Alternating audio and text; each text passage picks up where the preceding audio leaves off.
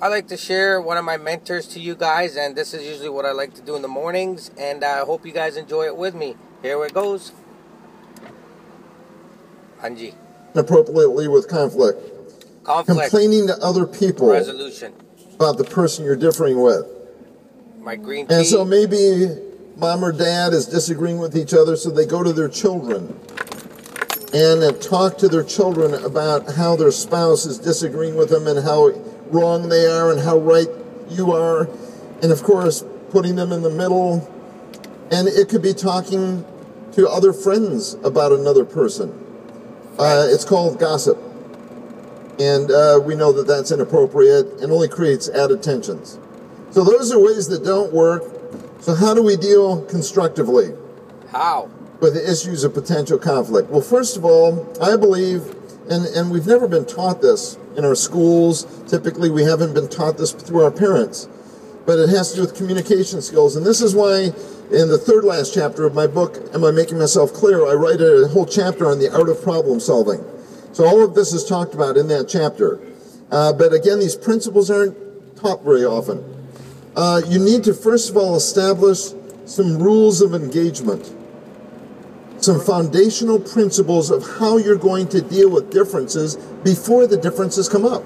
Foundational principles. So that there's understanding of what the rules of engagement are. So, for example, there's no name calling. There's no screaming at each other and raising your voice. So you have an understanding of these rules of engagement. And then you can move on with your life, and yes, you'll have some differences, but now you have a foundation to deal with those differences through. And so let's talk about foundational principles for successful conflict resolution. Foundational principle number 1 is nothing's a big deal. There are no problems, they're just situations. Nothing's a big deal. We'll just work it out. They're just situations. In other words, we're minimizers. We make mountains into molehills. Have you ever met someone who made molehills into mountains? They took very little things and made it into a big thing? No, we should be the opposite. We're minimizers. We make mountains into molehills. Number 2 foundational principle. Forgive and forget people's past mistakes. We're not historians. We don't need to get into the past. Yes, we've all blown it in the past. But deal in the now. With the situation today. Foundational principle number 3. Depersonalize everything. Okay, so you're dealing with an issue, but it's not the person that you're criticizing. It's the idea that you're dealing with and trying to work through. It's a difference in ideas. Difference in idea. You don't attack people. I can remember coming home at a very young age, talking to my mom and saying, you know, there's this bully on the playground that's beating people up. And he was probably beating me up also, but I third personed it, you know, so it wouldn't look bad for me. But I said, you know, he's beating people up. And, you know, I was complaining a little bit, and my mother said, we need to pray for that person. Because probably that person is just an unhappy person. It has nothing to do with you or with the person that's being beaten up. But he's an unhappy person. Maybe he has a bad home life. Maybe he's being abused somehow by his family. Maybe he's in the middle of a divorce with his parents. And so we need to pray for that person. Pray. So you depersonalize. It's not about you as you have differences with people. You're just dealing with issues that you don't agree with. Okay, foundational principle number 4. Ask forgiveness. Apologize. That diffuses lots of potential conflict. Now you might say, well, how can I ask for forgiveness when I wasn't wrong? You can always say, I'm really sorry I've upset you. I can see that you're upset, and I want to apologize for that. That was never my intention. You can always say that. Okay? Foundational principle number 5. Understand there are 2 sides to every story.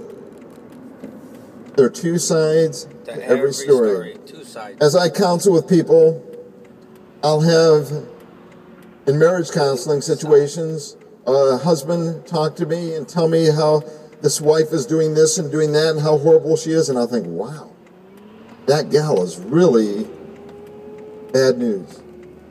And then I'll have the gal call me up and she'll say, and this is what happened, and my husband was doing this, and I'll say, whoa, that's a whole different story than I heard from the husband. This husband is really inappropriate, was really acting poorly. And so I have come to understand that there are two sides to everything. And if nothing else, there are two perspectives to everything. That if Theron Nelson and I are disagreeing on an issue, that he's seeing that situation through his glasses, through his perspective, and has a strong belief for a reason. That he's good-hearted and good-willed in his nature, but he sees things differently than I do, and I have to respect that there are different ways people see things. Okay, and that's okay. It's okay. Okay, foundational principle number 6. Keep a low tone of voice and speak slowly when you're talking to people about issues of potential conflict. My dad's got to hear this. Have you ever noticed as you're dealing with discussions, they can get kind of heated and kind of loud sometimes? Okay, and in the midst of that, you need to stay proactive and not reactive. You need to bring the tone down by not reacting and raising your voice, but talking slowly and in a low tone of voice. Not the way I'm doing it there, but certainly to some degree that way. Okay?